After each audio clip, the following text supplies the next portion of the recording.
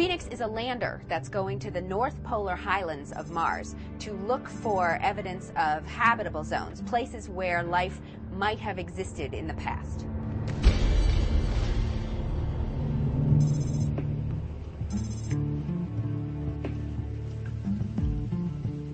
Moving flight hardware, not even to mention an entire spacecraft, is usually a delicate affair. It's very meticulously coordinated.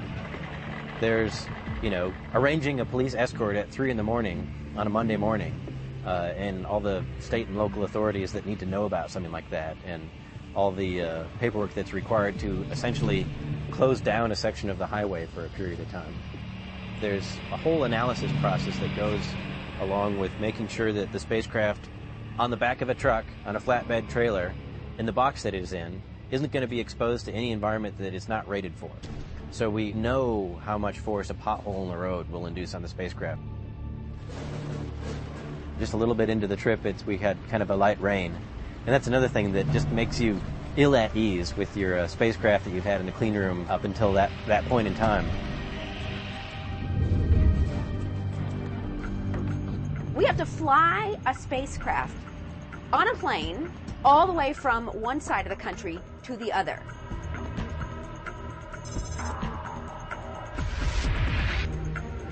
And that is a scary thing.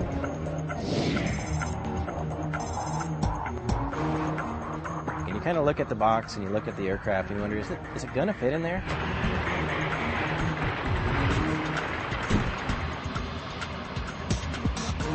When they open those rear doors, there's this cavernous space inside.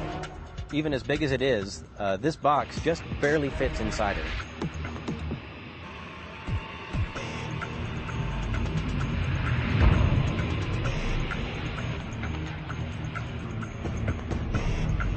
And it was a really kind of manual brute force operation.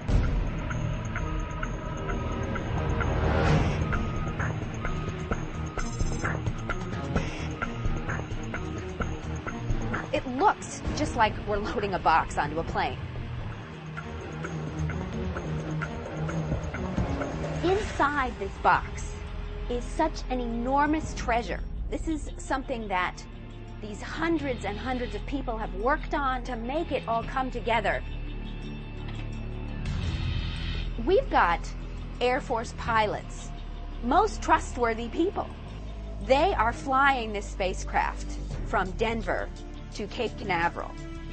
And we trust these pilots, but we still worry.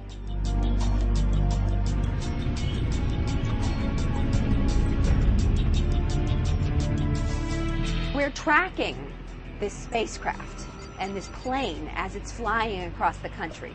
And as Florida comes into view, we think, oh, we're okay, and we can relax. We can't be relieved, because we have still a huge amount of work to do to get this spacecraft to the launch pad, assembled properly, all fueled up, and ready to go to Mars.